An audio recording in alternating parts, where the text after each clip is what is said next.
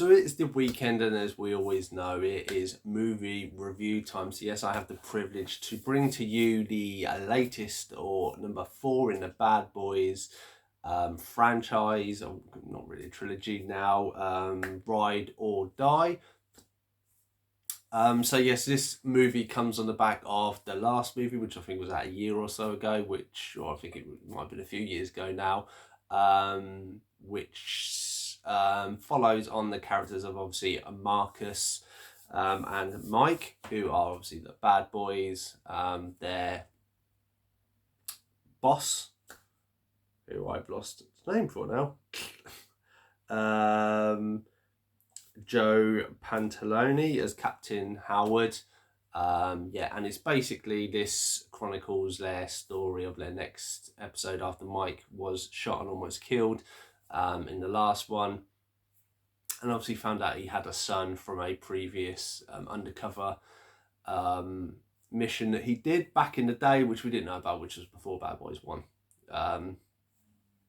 So if you've seen the trailer, you kind of get an idea. Someone has come along and framed Howard to basically have funds. They believe there is some corruption. Mike and Marcus do not believe this. Their son, or Mike's son, Armand, played by Jacob Scabiero, apology if I butcher any names. He is a witness. He can identify one of the corrupt people involved with this. So they try and basically, the bad guy try and get him assassinated. He survives, and then they try and transfer him to Miami, so Mike and Marcus can look after him, and he can pinpoint who the bad guy is. Unfortunately, the bad guys get aboard. All hell breaks loose. They nick Mike and Marcus's guns, what have been locked up in the front. Shoot a load of people, and then they go on a run, and it's them on the run trying to do the right thing and trying to get Howard's name basically expulsed. And that is the gist of it. There is nothing after the credits or that. It plays from beginning to the end, and that is the story. It does leave it open for more. And yes, that is the gist of it. So we'll put the spoiler warning up, and I shall get into it. So yes, so this movie starts, as we've kind of seen on the clips. You have Marcus and Mike driving along in his car, and basically they are obviously going somewhere. They're in suits, so you imagine it's some wedding. He stops off at a convenience store because Marcus says he needs a drink, but he actually is hungry. This ties in something that comes on. Obviously, they have the bloke trying to rob a convenience store, and obviously they shoot the bloke in the leg, take his gun, and then they go off to the wedding. And you realise Mike is marrying his psychiatrist from the previous movies. I think it's a different actress this time. I don't know why I haven't seen any reason why the actress did not return. But anyway, during this, Marcus is getting down on the dance floor, and then has a heart attack, falls on the floor. This is where he then has kind of an out-of-body experiences, sees the captain and is on the beach, and kind of wakes up from this heart attack refreshed and believing that he cannot die. And so he's very much a lighter character in this movie, very much a little bit of a refreshing take from his character, so to speak. You see him from a different angle. Obviously, when he wakes up, this is when it is all very slightly announced, when he starts to get back to health, that obviously Howard is indicted, or basically framed. You see the bad guys on this. This is a bad guy played by Eric Doan, who plays McGrath.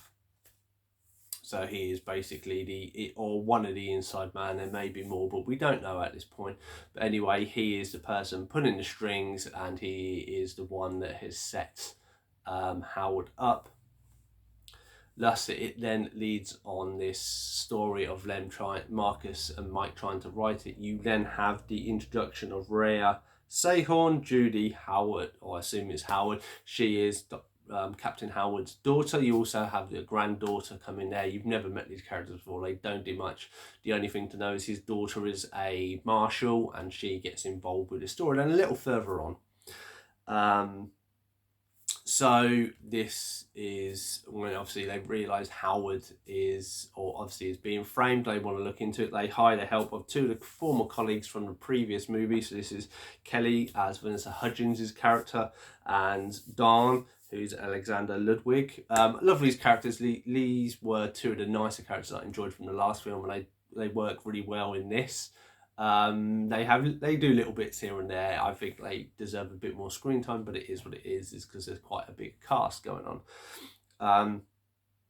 So I say they go see Armand. He says that obviously there is someone. He saw the person's face, but he doesn't know what his name is or anything, so he can pinpoint them.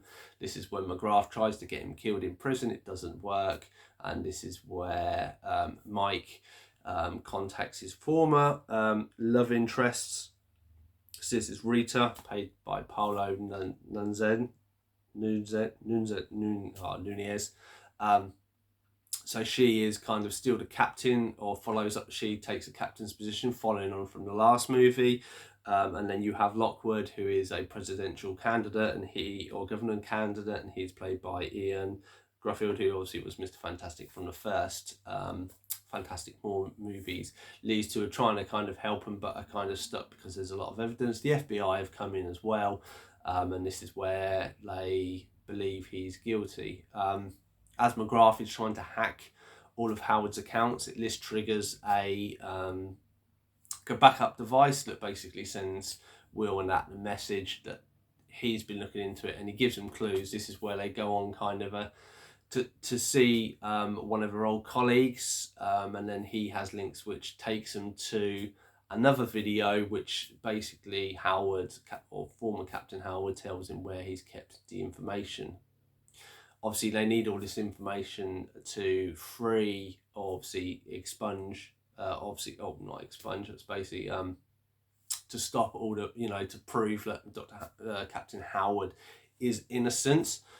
So what they do is obviously they get Armand transported from one place to another to Miami from where he is in prison, because he can identify the person. This is what Rita and that helps him out with. Unfortunately, this all goes wrong as McGrath stays aboard. Everybody's gun is in a lockbox. He opens this up, gets Will and Mike and Marcus's guns out. Pardon me. Shoots most of the people online. And then Mike, Marcus, and Armand are the three that manage to escape at this crashing Chinook. From this, they're kind of going through the bayous and that, and trying and get back to kind of Miami, I believe it is, where they are, and they hook up with Kelly and Dawn, and they find all the paperwork, and they've basically got everything laid out to expunge it. At this time, McGrath realises that they're on to him. He then goes to Mike and Marcus's house, sends a load of troops. This is where Reggie steps up. So Reggie, if you've seen before, he is actually in the army and stuff, and he has quite a good action scene where he takes a lot of people out. They've come into their house. Unfortunately, no one's at Mike's house. Howard's granddaughter magically turns up, which I thought was a little bit strange. And then it's Mike's wife and Captain Howard's granddaughter get kidnapped. And this is where they're like, we will give you the people back if you obviously give us all the evidence.